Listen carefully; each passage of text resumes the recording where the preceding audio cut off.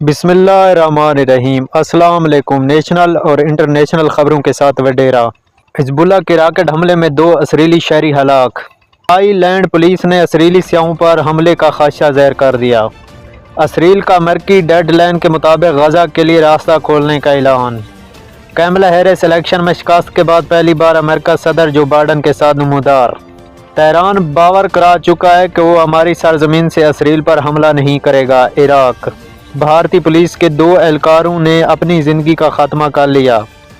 سری نگر مقبوضہ کشمیر میں تعینات پولیس فورس کے ایک اہلکار نے خودکشی کر لی، جبکہ بہار میں خاتون پولیس اہلکار نے اپنی بیرک میں موت کو گلے لگا لیا۔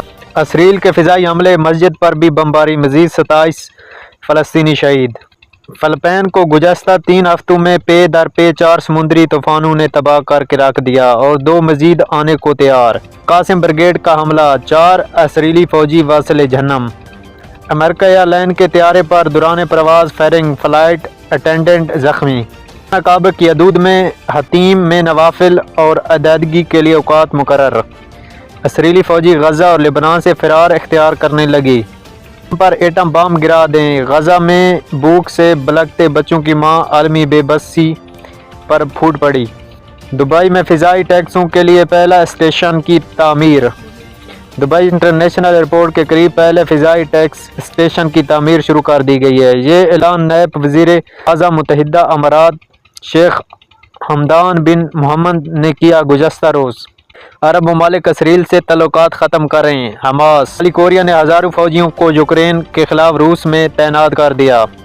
کوریا۔ بنگلہ دیش۔ شیخ مجیب کی تصویر صدر دفتر سے ہٹا دی گئی۔ بنگلہ دیش۔ غزہ پناہ گزینوں کیمپ پر اسرائیلی حملہ، 28 فلسطینی شہید۔ اقوام متحدہ کے سربراہ انتونیو گوتریس نے کہا ہے کہ موسمیاتی تبدیلیوں سے نمٹنے کے لیے دنیا بھر کو فنڈنگ کرنا ہوگی۔ اقوام متحدہ۔ غزہ حماس کے ساتھ جھڑپ میں مزید 4 فوجی ہلاک۔ تل ابیب فلسطینیوں کے حق میں آواز اٹھانے پر اسرائیلی رکن پارلیمنٹ عفر قاسف کی رکنیت معطل کر دی۔ اسرائیل۔ امریکہ کا نیا مشیر قومی سلامتی کون ہوگا؟ ٹرمپ نے فیصلہ کر لیا۔ میک ولٹرز افغانستان سمیت کئی جنگوں میں امریکی آرمی کے ساتھ شریک رہے۔ اہلیہ سے طلاق پر ناراض شخص نے شہریوں پر گاڑی چڑھا دی، 35 ہلاک 43 زخمی۔ 62 سالہ ڈرائیور اہلیہ سے طلاق اور جائیداد کی تقسیم کے فیصلے سے ناخوش تھا۔ پولیس۔ چائنا۔ موسمیاتی تبدیلی سے کراچی ایئرپورٹ رن وے پر طیاروں کو پھسلنے کا خدشہ، کپتانوں کو احتیاط برتنے کی ہدایت۔ کراچی۔ پاکستان۔ عدلیہ کی آزادی پہلے آئینی بینچ کو درپیش سب سے بڑا چیلنج۔ چیف جسٹس قاضی فیض اور ان کے ہم خیال ججوں نے حکومت کو 26ویں آئینی ترمیم لانے سے سہولت فراہم کی۔ بلوچستان میں دوست اور دشمن کی پہچان ناممکن ہوتی جا رہی ہے، سرفراز بگٹی۔ وزیر اعلیٰ بلوچستان۔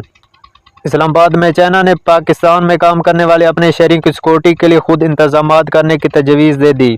بابا گرو نانک کا جنم دن، کل 3000 سکھ یاتری پاکستان آئیں گے۔ بابا گرو نانک کی جنم دن کی مرکزی تقریب 15 نومبر کو گردوارہ استان ننکانہ صاحب میں ہوگی۔ یہ تھی کوئی نیشنل انٹرنیشنل خبریں جو ہم نے آپ تک پہنچائی۔ ہمارے چینل کو لائک سبسکرائب کر دیں تاکہ ہم ایک دوسرے کے ساتھ جڑے رہیں۔